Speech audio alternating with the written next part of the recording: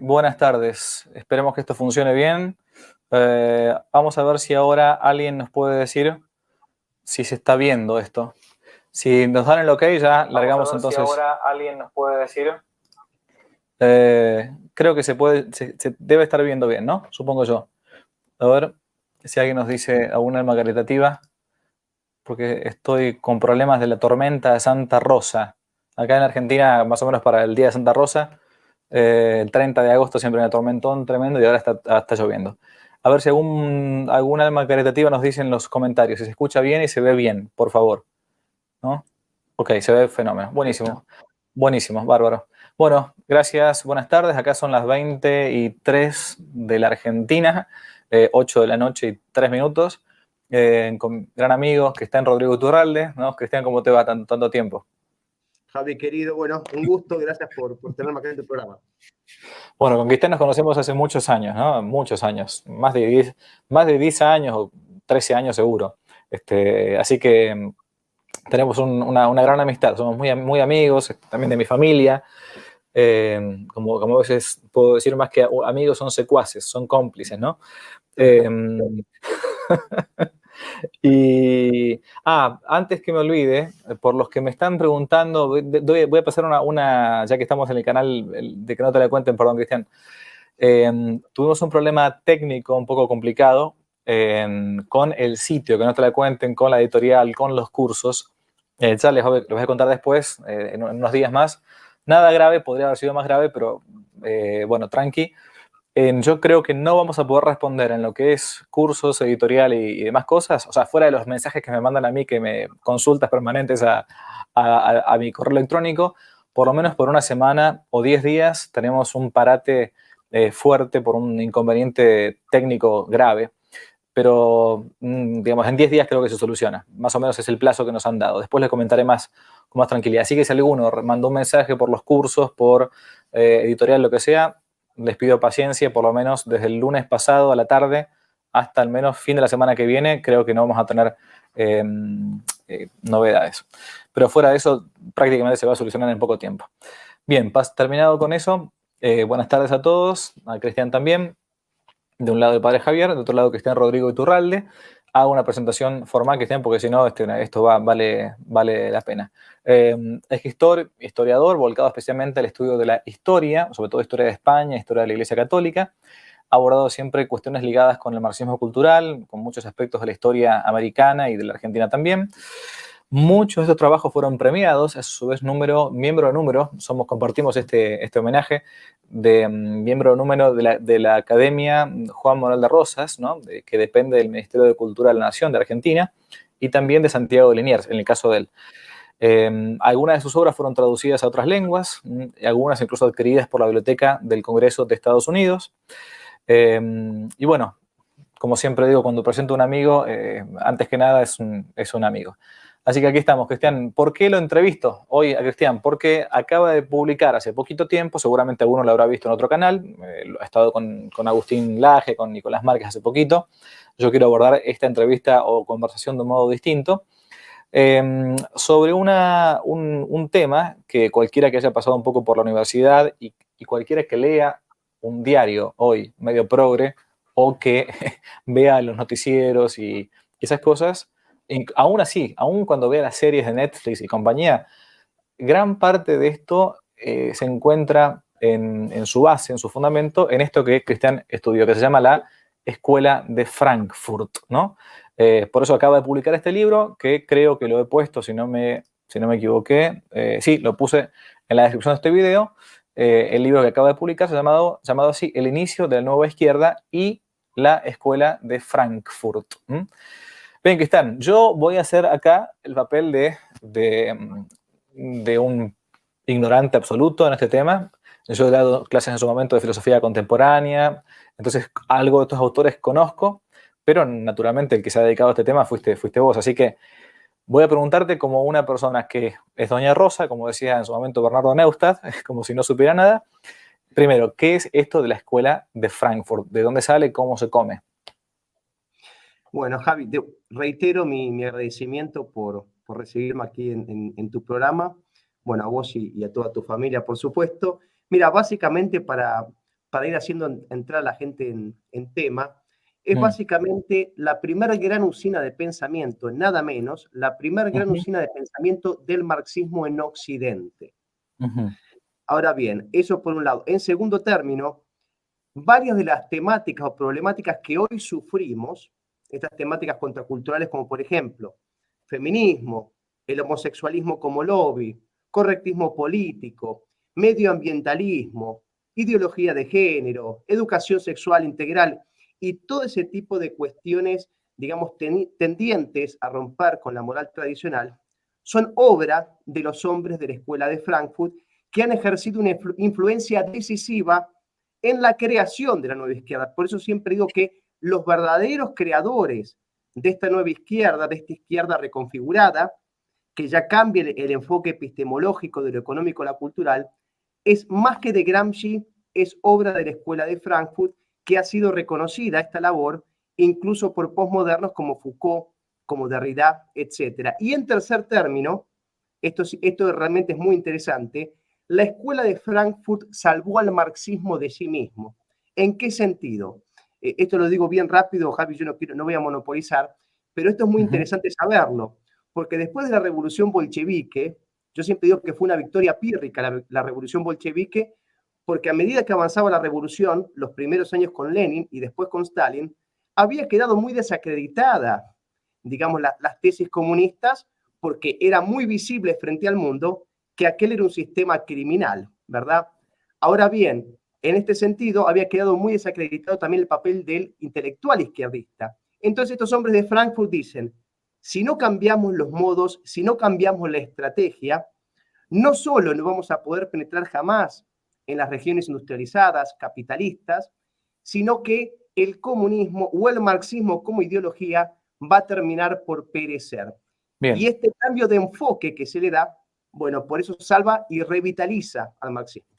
Bien, voy por parte, Cristian, porque si no, te reitero, voy a intentar hacer esto, capaz que va a ser un poco tedioso para algunos que nos están viendo en el canal, ya quizás conocen todo esto, pero voy por parte, intentando ser lo más pedagógico posible. Te pregunté por la escuela de Frankfurt y después el libro se llama La Nueva Izquierda. Primero, ¿cómo le explico yo a un chico joven o una persona grande, pero que no se dedica a estos temas y no tiene por qué dedicarse, qué cosa es la nueva izquierda? ¿Qué se llama, qué llamamos la nueva izquierda? ¿Qué es? Muy bien.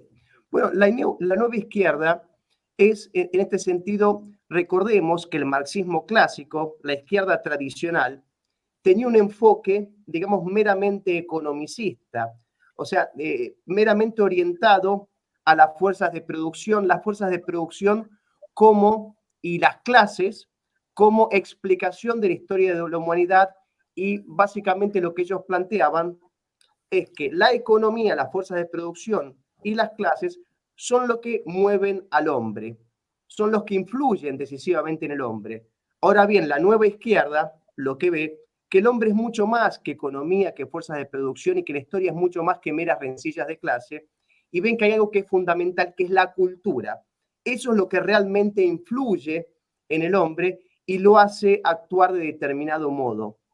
De modo que esta nueva izquierda ya se va a centrar no en las masas, como el marxismo tradicional, no en el Ujú. proletario, como el sujeto de la revolución, sino que se va a centrar esta nueva izquierda en las minorías y los nuevos sujetos revolucionarios, los nuevos sujetos que van a intentar resquebrajar esa sociedad occidental, cristiana fundamentalmente, son estas minorías como feministas, etcétera, etcétera, etcétera. O sea, esta nueva izquierda básicamente, padre, cambia, cambia el enfoque de masas a minorías y el proletario, el trabajador, es pasado a retiro, básicamente, porque ya no tiene nada que hacer para esta revolución por el simple hecho de que ese trabajador, en la época del postcapitalismo, de este capitalismo, digamos, del 20 en adelante, que está mucho más actualizado, el hombre está muy cómodo materialmente en esas sociedades. Ujú. O sea, entonces es por eso que alguien que hoy por hoy se encuentra, pongámoslo, en el mundo capitalista, puede llegar a adherir a los principios, a menos intelectuales o culturales, de esto que al parecer sería de izquierda, más que de, entre comillas, derecha. O sea, puede ser una persona que esté viviendo, pongámosle, en Europa en España, en Alemania, etcétera, y aunque sea entre comillas, desde el punto de vista de su, o sea, que piense con la izquierda, pero que maneje con la derecha, más o menos puede ser así. Exactamente, padre, está bueno que usted haga esta distinción, porque la gente, el común de la gente, piensa que solo es comunismo aquello que se presenta bajo estruendosos pabellones rojos, voces y martillos, y sin embargo, esto lo explicaba bien Jan Husset, que usted, padre, lo conoce muy bien, especialmente en Marxismo y Revolución, que a lo que hay que prestar atención es al espíritu de la revolución y no a las manifestaciones visibles. ¿Qué quiero decir con esto? Que la simbología o esas manifestaciones externas importan poco. Acá lo que importa es, por ejemplo, su relación con la trascendencia y ese tipo de cuestiones culturales. De modo que se puede ser marxista aún estando de traje y corbata, con una sonrisa, dientes blanqueados y un discurso un poco más moderado, como por ejemplo lo son los Clinton o Barack Obama, son marxistas de buenos modales. Claro, tal cual, exactamente. Bueno, entonces, Frankfurt queda en Alemania. ¿Y cómo nace toda esta historieta de la escuela de Frankfurt? Porque después, no, digo, a ver, uno dice, ¿por qué meterse en este tema? O sea, ¿por qué vale la pena conocer algo de esto sin ser especialista? Porque después estos tipos, aunque nadie o pocos hayan leído en sus fuentes, son los que fueron generando cultura. Y hoy por hoy, un profesor universitario, a menos de las humanidades, hoy por hoy, aquellos que manejan los grandes medios de comunicación, aunque no hayan leído nunca a Hegel, digo, no es de la escuela de Frankfurt, pero muchos son hegelianos en su modo de pensar. Aunque no hayan jamás leído El Capital, muchos son marxistas porque son materialistas. Bueno, hoy por hoy, muchos siguen los postulados de la escuela de Frankfurt aún sin haber leído un solo libro de Marcuse, por ejemplo, ¿no? Bueno, pero a ver, ¿cómo nace toda esta historieta de la escuela de Frankfurt? Contanos. Bueno, para hacer el cuento sencillo, padre, nace formalmente en el año 23. La denominación técnica es Instituto de Investigación Social, pero por su procedencia popularmente es conocida como Escuela de Frankfurt. Ahora bien, los motivos, creo que algo he adelantado, es simplemente estos marxistas van viendo que contrariamente a lo presagiado por Marx, él decía que la revolución indefectiblemente iba a, digamos, a replicarse en todos los países de Occidente, capitalistas, cristianos. Bueno, ven que esto no sucede. Pasa el 17, 18, 19, 19, 20, 21 y el marxismo sigue sin poder penetrar en las regiones occidentales. Estos marxistas dicen, bueno, algo tenemos que hacer. Evidentemente, ya hemos dicho antes que con las dialécticas clasistas no vamos a poder influir en ese hombre. Entonces, bueno, ellos se permiten revisar a Marx, se permiten corregir a Marx, actualizar a Marx, y bueno, por eso se ganan incluso el encono de los marxistas clásicos. O sea, hay una gran disputa entre el Partido Comunista, que ve a estos hombres, a estos heterodoxos, a estos revisionistas, básicamente como traidores, como burgueses. Es cierto que eran burgueses porque todos los hombres de Frankfurt tuvieron una vida muy acomodada, como la tuvo el propio Marx, como la tuvo el propio Engels. Es la historia de los popes del marxismo, ¿verdad? Mandando a sus hijos, por ejemplo, a escuelas de educación clásica o yendo a los mejores balnearios a veranear. Pero bueno, ese es otro asunto. De modo que básicamente surge para intentar encontrar respuesta a por qué había fallado esa revolución bolchevique, por qué no había podido replicarse. Y bueno, en este proceso de introspección que ellos hacen, caen en cuenta que hay que enfocarse en la cultura, en este sentido, y relegar en gran medida la cuestión económica que no puede explicar los fenómenos que están dándose con aquel, digamos, el capitalismo ya más actualizado que ofrece mejoras materiales y palpables a los trabajadores. Entonces, padre, en ese contexto surge. Ellos quieren revitalizar al marxismo. Yo cuando a ver, tenía 18 años más o menos, leí un trabajito del padre Alfredo Sáenz, que lo recomiendo siempre porque es muy interesante, muy sencillo, a su vez de leer, lo puede leer cualquier persona, no hace falta tener una gran formación filosófica o histórica, que es Gramsci y la revolución cultural, ¿no? Gramsci es un poquitito quizás anterior a la escuela de Frankfurt, un comunista italiano, un dirigente del Partido Comunista Italiano, que fue encarcelado y murió un poquito después de salir de la cárcel por Benito Mussolini, por el fascismo italiano, el movimiento fascista. Y Gramsci planteaba esto de que había que tomar la cultura. Y esto lo planteaba desde el comunismo italiano, que es distinto del comunismo, si queremos, alemán o francés. ¿Qué relación hay entre el pensamiento de Gramsci, que decía, bueno, no basta con tomar el poder como si en la Rusia de 1917, hay que derrocar al zar, matarlo y tomar hacer la revolución bolchevique, meterlo a Lenin, meterlo a Trotsky y después a Stalin y todo hasta el paraíso comunista? ¿Por qué? Porque la gente está presionada. Decía Gramsci, hay que tomar la cabeza, las inteligencias, por la cultura. ¿Qué diferencia hay entre el pensamiento de Gramsci y estos personajes de la escuela de Frankfurt? Muy interesante la pregunta, padre. En primer término, un equívoco muy común es, digamos, relacionar directamente a Gramsci con la nueva izquierda. Si bien existe, digamos, lógicamente que existe una relación porque Gramsci plantea su tesis de la revolución cultural ya desde los cuadernos de la cárcel, ¿verdad? Pero lo que hay que medir acá es la influencia que tuvo Gramsci a escala mundial, por ejemplo, hasta el mayo del 68, el primer gran movimiento de transgresión moral en Occidente. Ahora bien, la sorpresa para muchos es que Gramsci no es siquiera citado a pie de página en ninguno de los trabajos de los principales exponentes de aquella revolución subversiva. ¿Pero por qué? No porque Gramsci no hubiera planteado esto antes, sino porque Gramsci tiene una circulación muy limitada dentro del Partido Comunista Italiano y después del Partido Comunista Ruso. Las obras de Gramsci son publicadas después de los años 70. Por eso digo siempre que es la escuela de Frankfurt la que primero influye decisivamente a escala mundial, especialmente cuando ellos recalan en las universidades de los Estados Unidos y son incluso contratados por el propio gobierno de los Estados Unidos, una aparente contradicción que luego, si quiere, después podemos llegar a mencionar. Entonces, básicamente, la pregunta era, padre, pero yo ya me fui de... No, porque, o sea, ¿qué relación hay entre el pensamiento? O sea, ¿cómo puede ser que Gramsci, o es una coincidencia simplemente que piense más o menos parecido? Tomar la cultura, porque esto es lo que dicen los tipos estos, hay que tomar la cultura. Exacto. No, en sí tienen la misma visión, la única diferencia es que la tesis de Gramsci es conocida después. No obstante, hay diferencias, no solo de la procedencia, porque Gramsci creo que fue el único comunista que realmente trabajó.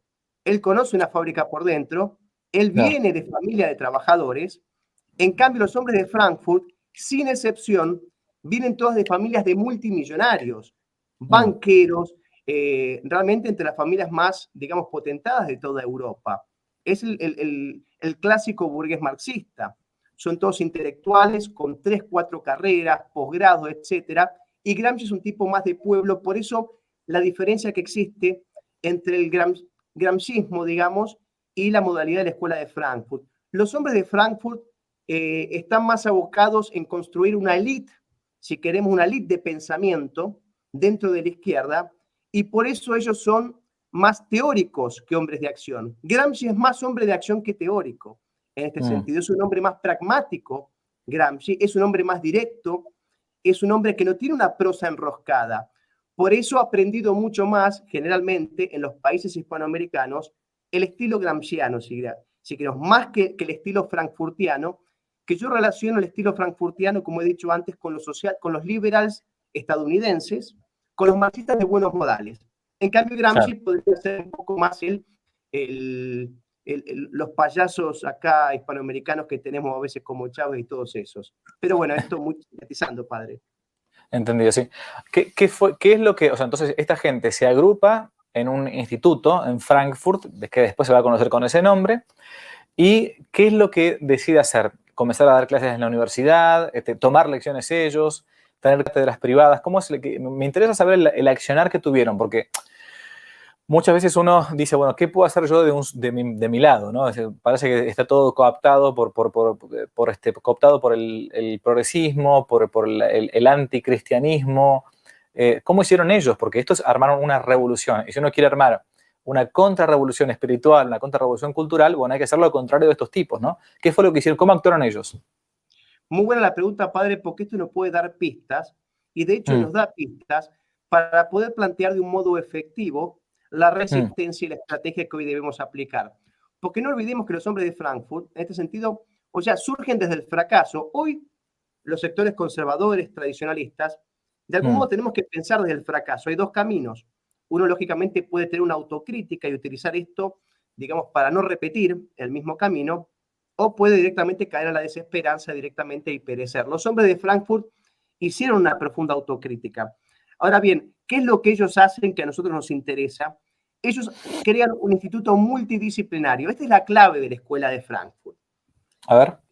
Porque, ¿qué existía en aquel momento, digamos, en las regiones marxistas comunistas? Estaba el Instituto Marx Engels de Moscú, pero era básicamente un instituto repleto de economistas y algún que otro antropólogo o sociólogo.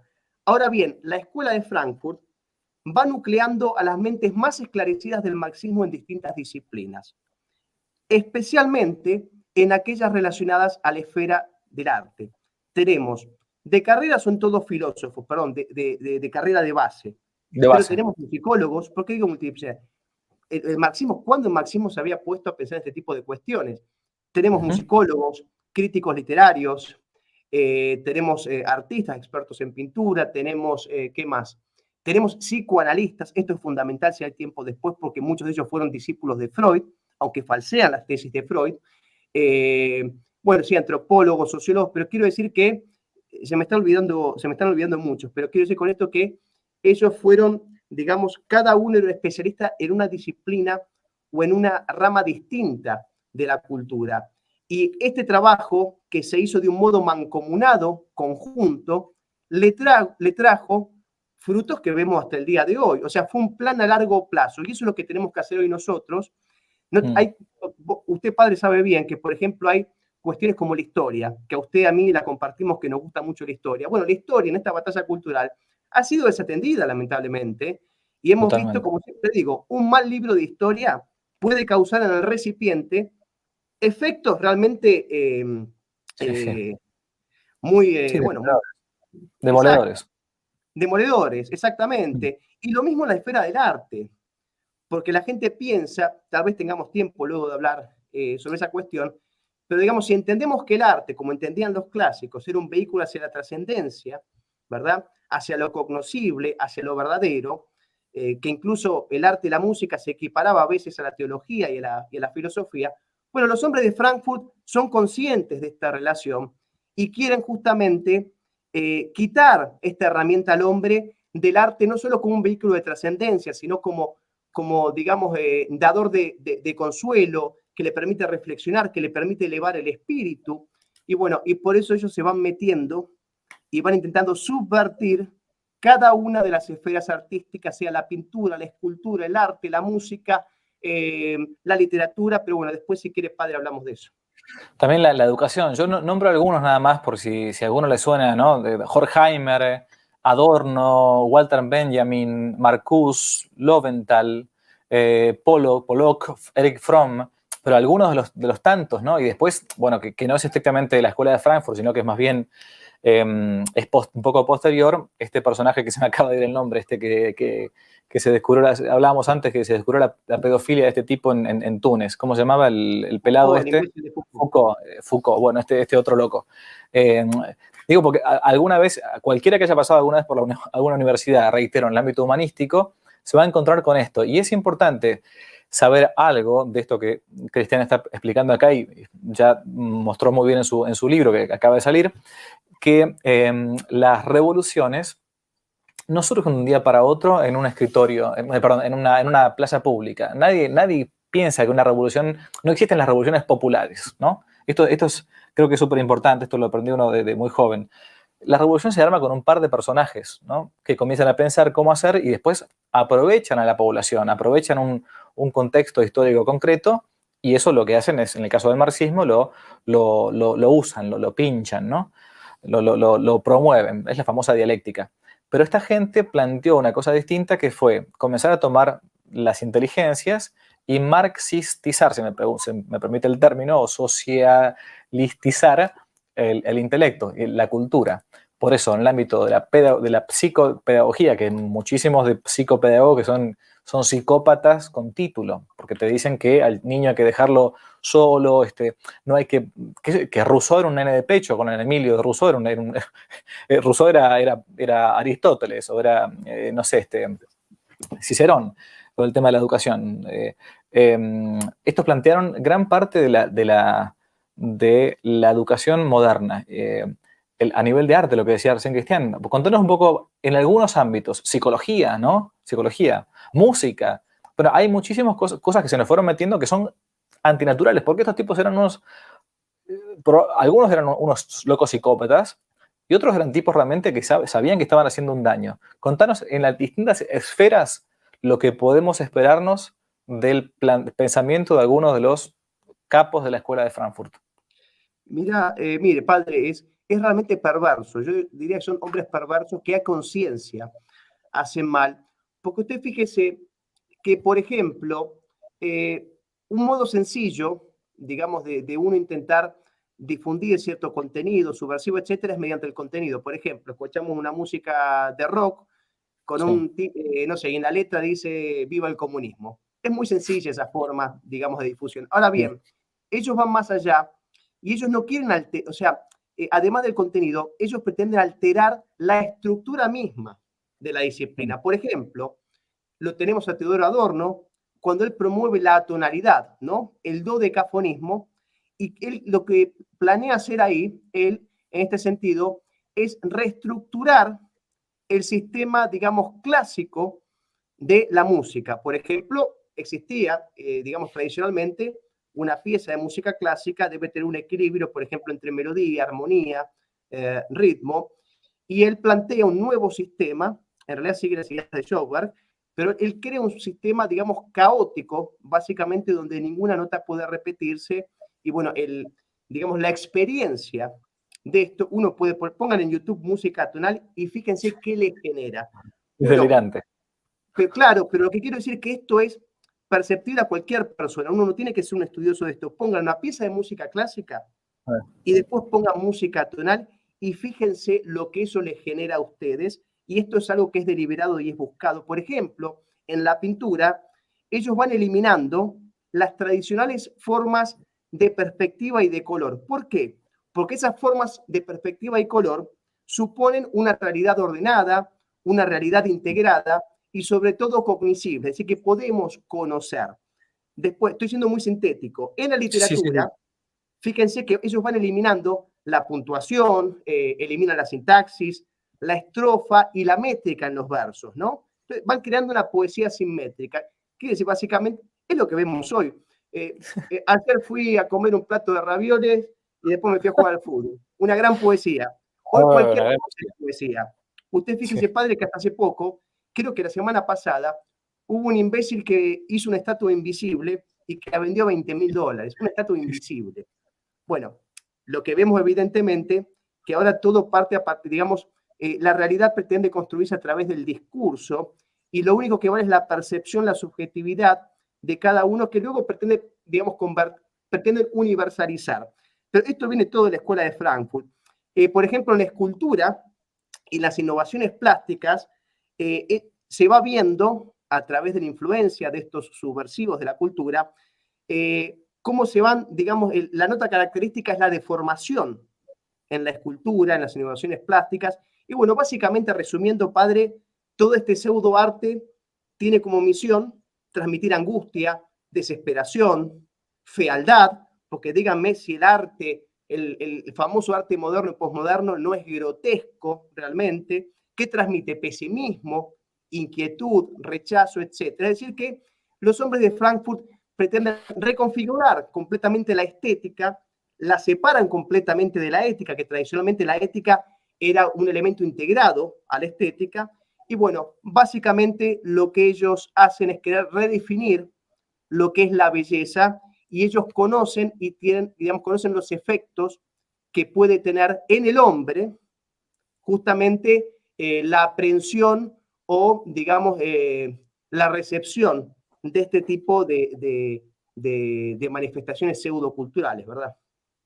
Por las dudas, los que nos están escuchando quizás se acordarán, bueno, ya después de la mejor dicho, antes de la Revolución Francesa, en todo el siglo mal llamado de las luces, siglo XVIII, 1700, existió un grupo de locos, de personajes que son los que prepararon la Revolución Francesa.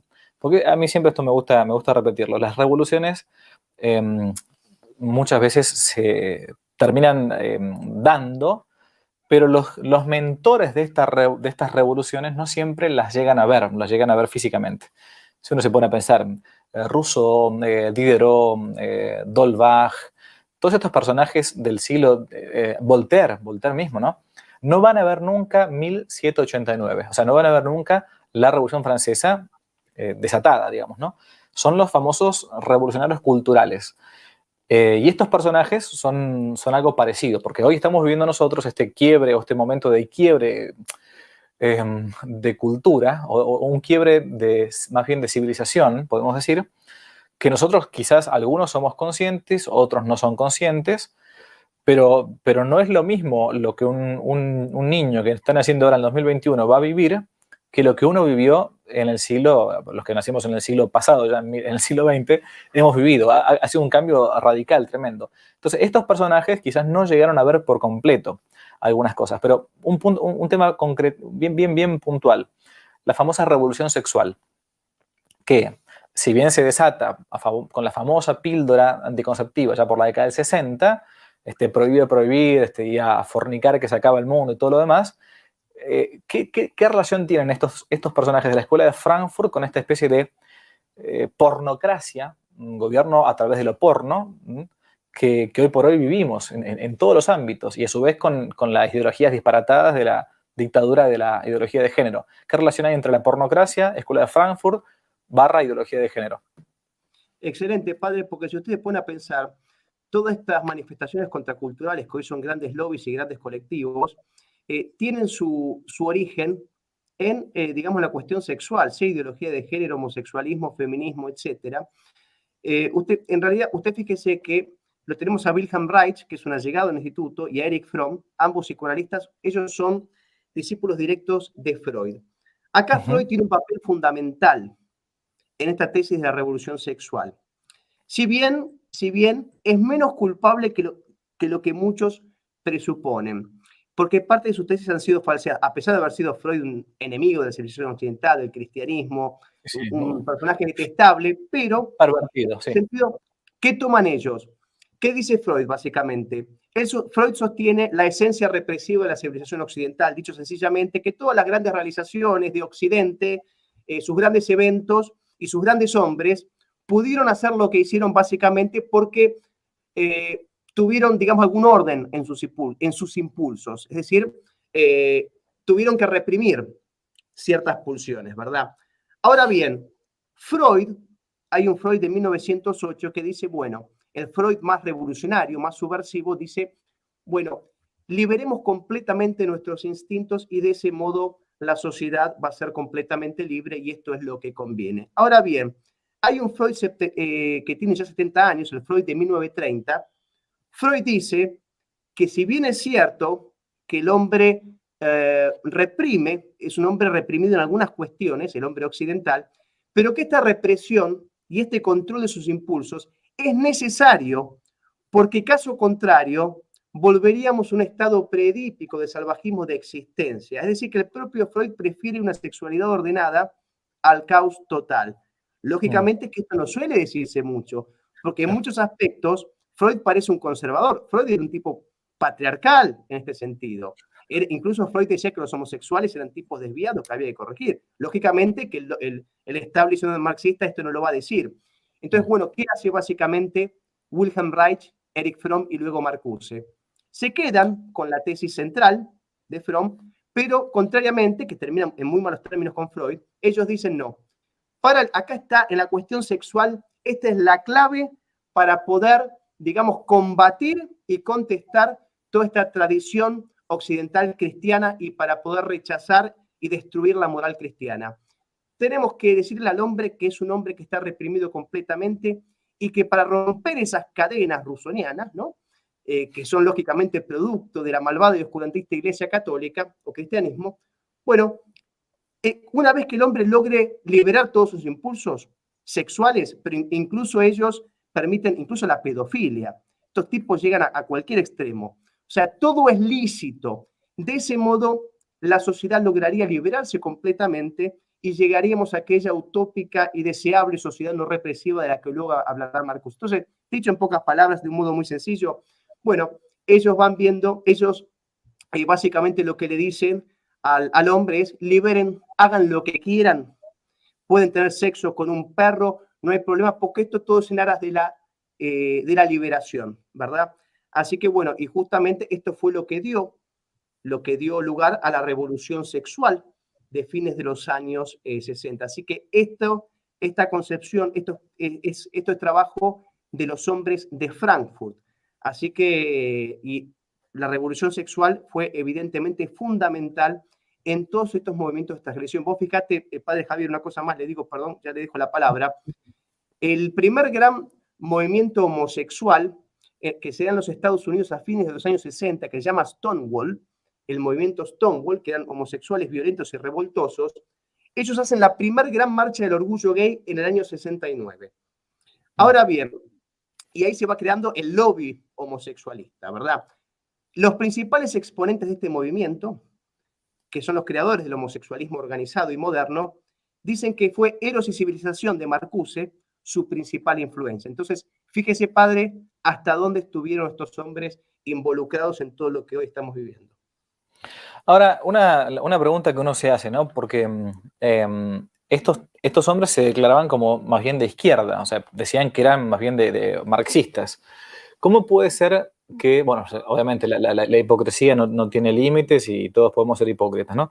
Pero ¿cómo puede ser que estos tipos, declarándose abiertamente marxistas, de izquierda y todo, hayan terminado en países capitalistas, en universidades burguesas, en universidades privadas, y a su vez después bancados económicamente por los que gobiernan finalmente el mundo, que no son siempre, no son como ustedes saben los presidentes, ¿no? Contanos un poco eso, ¿cómo llegan estos hombres de la izquierda, entre comillas, o de la nueva izquierda, como quieran llamarle, a ser peones y a su vez o mejor sí, peones, y al mismo tiempo formadores de opinión de esto que hoy conocemos como el nuevo orden mundial? Muy interesante para la pregunta, porque es una de las tantas contradicciones que tiene los hombres de la escuela de Frankfurt. Una de ellas, lógicamente, naturalmente, es que ellos recalan en la meca del consumismo y el capitalismo por antonomasia, que son los Estados Unidos, ¿verdad? Salen de Alemania con la llegada de Hitler al poder y a mediados de los años 30 ya van recalando casi todos en Estados Unidos, luego de una breve estadía en Ginebra, París y Londres, que tienen algunas sedes. Ahora bien, es cierto, ellos estaban financiados, bueno, si bien principalmente por un socialista germano-argentino que se llama Felix Weil, que era un multimillonario, un socialista multimillonario que gracias al libre mercado había podido, bueno, ir recibiendo un personaje muy raro. Muy raro. Y bueno, ellos recalan en la Universidad de Princeton, en la de Columbia, están en Harvard, en San Diego, bueno, en la de Chicago, y van ocupando todas las facultades de sociología, principalmente, ¿verdad? Entonces, claro, esto parece extraño, ellos son marxistas, por eso Walter Benjamin incluso les hace una crítica, en realidad hace una autocrítica a los hombres de Frankfurt y dice que son, digamos, socialistas al servicio de los Estados Unidos, etcétera, etcétera, y socialistas al servicio del dinero, etcétera, etcétera. Entonces ellos reciben dinero de las propias universidades, pero sobre todo lo interesante acá es que son empleados del propio gobierno de los Estados Unidos. Acá hay que entender una cosa, y este fue un gran error de los Estados Unidos, es el mismo error que hemos visto después con Fukuyama a fines de los años 80, cuando él creyó que, digamos, la caída del muro de Berlín básicamente había eliminado al marxismo in totum, lo cual hemos visto que no ha sido así, sino que se ha reinventado el marxismo. En aquel momento fue exactamente lo mismo. Pero los Estados Unidos, ellos estaban enfocados en la Guerra Fría, en los años 40, 50, estaban enfocados básicamente en la lucha geopolítica con la Unión Soviética, ¿verdad? Pero estos mismos Estados Unidos que combaten, digamos, a la Unión Soviética, albergan en su propio país a aquellos hombres que van a tomar todas las universidades y que van a envenenar completamente a toda la sociedad norteamericana con marxismo cultural. Entonces, no se dieron cuenta los Estados Unidos. Vos fíjate que los Estados Unidos llegaron a considerar, esto es un archivo desclasificado de la CIA, que de hace pocos años, decían que Foucault era un hombre funcional a los intereses de Estados Unidos. ¿Por qué? Simplemente porque Foucault criticó en algún momento la Unión Soviética. Fíjate qué cortedad de miras, ¿no? Porque los hombres de Frankfurt después criticaron la Unión Soviética, pero lo que sabemos nosotros, que lo que importa no es la Unión Soviética o ese, digamos, la cuestión geopolítica. El marxismo más peligroso no es el marxismo visible, sino el marxismo que tenemos entre nosotros, ¿verdad? El marxismo cultural, que es el marxismo que no suele presentarse la más de las veces como marxista. Así que, padre, sí, eso es una de las tantas contradicciones que están en los Estados Unidos y, por supuesto, jamás en su vida se les ocurrió pensar en vivir en algún país de la región o en alguna región sovietizada. Uh-huh. Esta pregunta que hago, antes de pasar, quiero que me repases un poco el índice del libro. Estamos comentando el libro de Cristian, que acaba de publicar. Es una pregunta que quizás sea, por haber estudiado ese tema, la puedas responder, al menos desde tu visión. Acá, obviamente, no hay una cosa dogmática, me gustaría saber el pensamiento que tenés.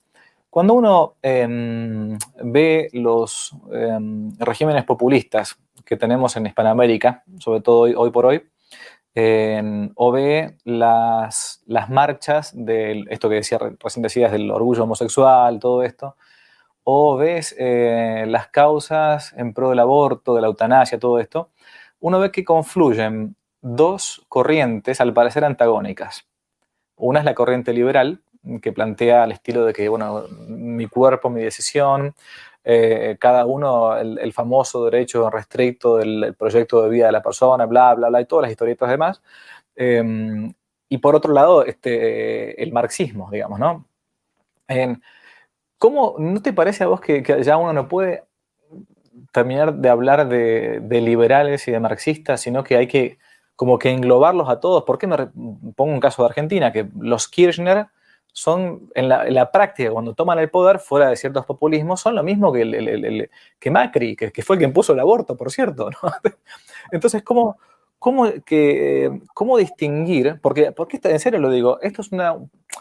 Si no hay un orden sobrenatural, punto. Dios lo sacamos de lado. Dios ha muerto. Nietzsche se murió, punto, se murió. Y no hay un orden natural, ¿no? ¿Qué es lo que regula en el planteo de un marxista y de un liberal clásico? ¿Qué es lo que regula la vida en sociedad si no es meramente el derecho positivo o el garrote, o sea, la ley del más fuerte? Por eso no terminan confluyendo. Yo estimo con Dostoyevsky, con los autores clásicos, que liberalismo y marxismo son dos caras de una misma moneda, punto. Que después haya 200 millones de vertientes de liberales, 200 millones de vertientes de marxistas, lo acepto, perfecto. Más o menos conservadores, más o menos de izquierda, más o menos revolucionarios, más o menos violentos, no importa. Pero ¿no será que es lo mismo, che? ¿No será que al final acá con esto se muestra que esta revolución con R mayúscula, estoy tomando prestada la palabra a Plinio Correa de Oliveira, ¿no? Esta revolución anticristiana, antinatural, además de todo esto, es una misma moneda, pero que tiene a veces dos caras. Y que la escuela de Frankfurt termina como mostrando, miren, muchachos, esto es así. Sí, posiblemente, padre. A ver, en lo que vamos a estar de acuerdo, evidentemente, es que esta batalla, en realidad, yo creo que esto es una batalla que se muestra, digamos, se manifiesta culturalmente, pero usted sabe bien que la guerra en el fondo es teológica, ¿verdad? Que esto es una guerra espiritual entre el bien y el mal, y lamentablemente a veces ciertos sectores conservadores o de derecha o más cercanos a nuestro pensamiento, me parece que muchas veces fallan en ver esta realidad, y esta es la raíz, digamos, verdadera del problema. Es un tema espiritual, es un tema teológico. Vos fíjate que el propio Henry Lefebvre, yo lo cito mucho, este marxista, este teórico del marxismo, que él dice que el principal y único enemigo del marxismo es la Iglesia Católica. Ni siquiera habla de los protestantes, es la Iglesia Católica.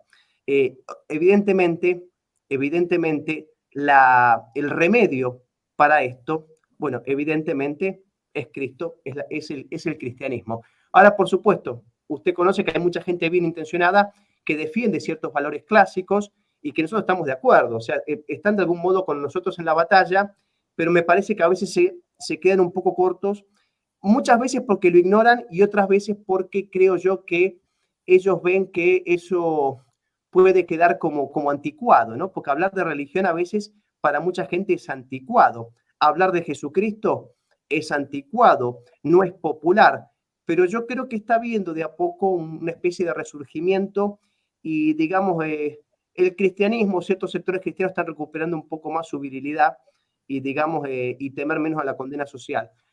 No sé si me fui un poco, pero que marxismo, es cierto que Macri para mí no es derecha, Macri para mí es un marxista de buenos modales. Macri es la escuela de Frankfurt, Cristina Kirchner es Gramsci, en términos muy sencillos, ¿no? Entiendo. Pero si bien creo que el liberalismo, tal vez de Edmund Burke, el liberalismo de Scruton, me parece que tiene algunas cuestiones rescatables, por lo menos en valores clásicos que siempre ha defendido la Iglesia Católica, pero coincido con usted, padre, que en el fondo la guerra es espiritual y no alcanza simplemente con defender ciertos valores, aún oponiéndose a los de la izquierda. Ya que tocamos el tema de la religión, ¿qué planteaba la escuela de Frankfurt respecto, o si es que planteaba algo, ¿no? Lo pregunto por total ignorancia. Si planteaba algo respecto de la religión, ¿estaba a favor de la religión, de no, de la tolerancia, no tolerancia? ¿Era el estilo típico de Marx, opio de los pueblos, o era distinto? Sí, si bien ellos, a ver, Gramsci habla abiertamente contra la Iglesia Católica y contra el cristianismo, los de Frankfurt también lo hacen. De esta temática se ocupa más bien Eric Fromm. Él estudia las religiones monoteístas y él llega a la conclusión que las religiones son básicamente, digamos, órganos de adoctrinamiento, son sistemas que alienan, por utilizar la terminología marxista, reifican al hombre y lo someten, ¿verdad? Entonces, por ¿Fromm era supuesto, cristiano? no, Freud era, todos los hombres de la escuela de Oh, Frankfurt eran ajá. judíos, todos, Todos son judíos. Ah, todos mira son vos. judíos. Pero Ujú. acá lo curioso es que Fromm fue un judío practicante. Él incluso había querido ser rabino. Entonces, siempre hay una contradicción entre la vida privada de los de Frankfurt y lo que ellos dicen puertas afuera para ganar el aplauso de los estúpidos. Entonces, en este sentido, ellos critican todas las religiones monoteístas, especialmente al cristianismo, y especialmente porque ellos habían leído a Max Weber en su, ¿cómo se llama? La ética del capitalismo y Ética protestante y el espíritu del capitalismo, sí. exactamente. Sí. Ellos ven que Weber asocia, digamos, dice que el cristianismo no específicamente el católico, pero en general el cristianismo más de raigambre protestante acompañó la creación y consolidación del proceso capitalista. De modo que ya para ellos es un enemigo, pero es un enemigo por mil motivos, especialmente porque el cristianismo tiene a la familia como célula fundamental, ¿verdad? Entonces es mucho más difícil para el marxista, en este sentido, poder, digamos, subvertir al hombre si sigue estando, digamos, consolidada esa unidad, ¿verdad?, familiar. Pero en cuanto a las religiones, sí, han sido, por supuesto, muy críticos. Bueno, yo cito muchos casos en el libro, son los que se me ocurren en este momento, padre, pero Mm. sí, han sido muy críticos. Perfecto. Si podés citarnos, Cristian, más o menos brevemente el índice, el contenido del libro, porque algunos conocen un libro que yo he recomendado en este canal y también en el sitio www.quenotelacuenten.org, cuando se publicó, recensioné el libro de Nicolás Márquez y Agustín Laje, El libro negro de la nueva izquierda, ¿no? Que por cierto, hace poquito se lo censuraron en Amazon, pobres estos muchachos, no pueden venderlo. O sea, la famosa tolerancia de los la famosa intolerancia de los tolerantes. Sí, bueno, y ese libro ya toca concretamente sobre el tema de la ideología de género y estos puntos concretos. Recordarnos un poco, porque Cristian lo que hace es un trabajo de fuentes y de autores bien legibles, él es muy claro para escribir, digamos, ¿no? Yo lo conocí, de hecho, por un libro que es el de la Inquisición, un tribunal de misericordia, que también recensioné en su momento. Y recordarnos si podés el índice, los temas que tocas en el índice de este libro. Perfecto. Padre, una cosita que me acordé Sí, cuando usted habló, diga. se lo digo bien rápido en 2 minutos, con la cuestión del cristianismo. Hay 2 libros específicos. Uno es La personalidad autoritaria de Adorno, donde él dice básicamente en un estudio pseudocientífico que todo hombre conservador, cristiano, que ama la patria es digamos, un potencial fascista y que debe ser reeducado. Entonces, Claro. acá se da cuenta la concepción de los hombres de Frankfurt. Después tenemos Tolerancia Represiva de Marcuse en el 65, donde abiertamente dice que hay que tolerar solo las opiniones de izquierda y censurar todas aquellas que provengan de hombres cristianos, etc. Y esto literalmente, perdón, eso por un lado quería decir porque me he olvidado. Me hace acordar a un sketch de Capusotto que dice que la tolerancia es fascismo en reposo. Como que toda persona es así. Bueno, contanos un poco del índice. A ver, contanos. Le digo, se los leo, padre, así rapidito. Dale. Sí, por favor. Capítulo, bueno, está el prólogo de Agustín Laje. Capítulo 1 es una aproximación. Tiene dos subítems. Un solo marxismo histórico, comunismo igual a marxismo. Después es Escuela de Frankfurt y Nueva Izquierda. Capítulo 2, Fundación y origen, historia y generalidades.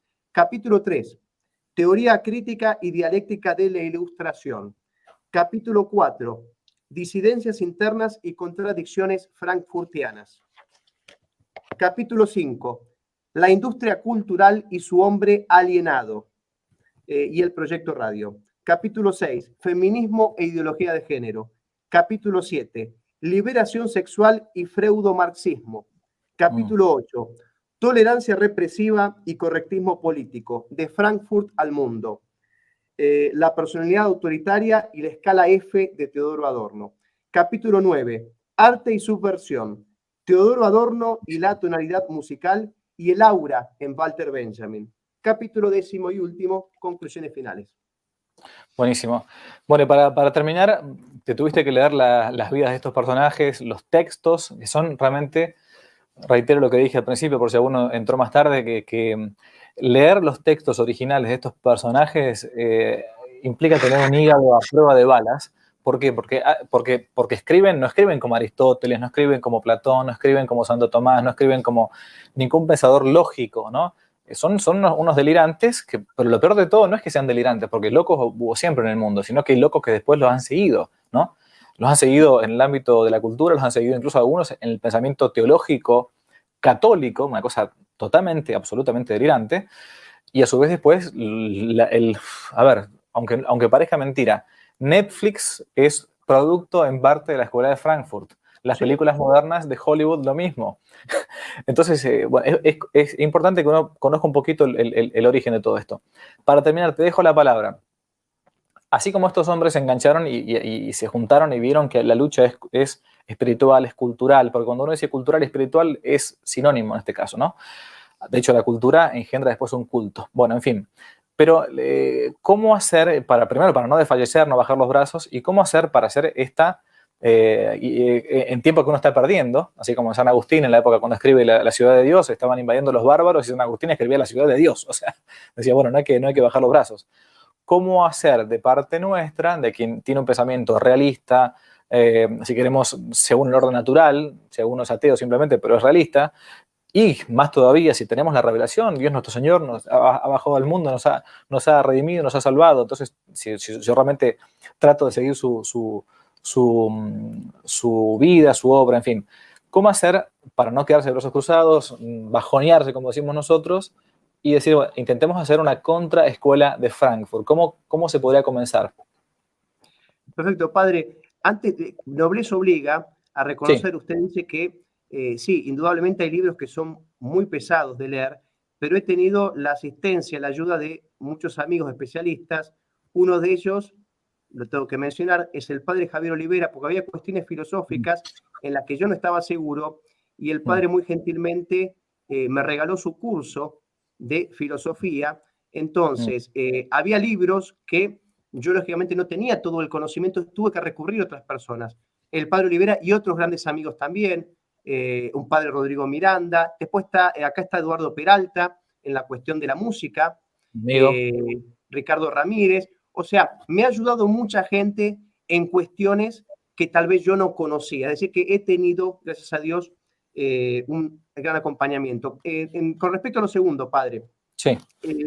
Mire, yo creo básicamente, siempre digo lo mismo, creo que, bueno, lógicamente que hay que tener conocimiento, o sea, hay que estudiar, eso lógicamente, hay que tener arrojo, indudablemente, porque yo creo que esta guerra o esta batalla, como queramos llamarla, la tenemos o la tendríamos casi ganada si todos nos animáramos a hablar y si nadie tuviera miedo a la condena social, si nadie siguiera el correctismo político, porque todo el mundo intuye que algo está mal cuando te dicen que el hombre es mujer o la mujer es hombre o te dicen todo ese tipo de estupideces. O sea, es hablar, hay que tener arrojo, evidentemente, y por supuesto que hay que tener fe, porque sin la fe, o sea, la fe nos dota de ese armazón, digamos, espiritual para poder resistir todos los embates del padre de la iniquidad, ¿verdad? Entonces yo creo que es fe, es estudio, pero también hay que tener, por decirlo de un modo, digamos, por utilizar un eufemismo, hay que tener coraje, ¿verdad? Sí, Hay que tener coraje. Esto es una guerra de corajudos. Y de todos modos, padre, si bien es cierto que parece que el enemigo es un gran leviatán, etcétera, yo creo que tendríamos que estar agradecidos con Dios en que nos ha tocado justamente esta época, porque para mí tiene otra mística, ¿verdad? Y a mí me parece que, bueno, usted sabe bien que históricamente las grandes realizaciones se han hecho justamente a partir de las adversidades, y es ahí cuando surgen realmente los grandes hombres o las grandes gestas, y creo que tenemos que estar agradecidos con Dios en poder luchar contra esta manga de usted sabe que son estos tipos, y bueno, para mí tiene hasta más, no sé, más divertido, padre. totalmente. Si no, la vida sería muy aburrida. Perfecto. Exacto. Bueno, en la descripción de este video dejé el libro de Cristian. Vale la pena que lo recomiende y todo. Se encuentra acá en Argentina, se puede comprar en las librerías y si no, los que son de afuera del país, en Amazon. Para terminar, los que quieran y para los que no quieran también, les voy a dar la bendición. El Señor esté con vosotros y con tu espíritu. Os bendiga Dios Todopoderoso, el Padre, el Hijo y el Espíritu Santo. Amén. Y que se porten bien. Y compren el libro de Cristian. Gracias, Cristian. Muchas gracias, Un padre, por todo y a todas las personas que estuvieron con nosotros. abrazo muy grande. Gracias para todos los que estuvieron acá en el vivo. Chau, chau.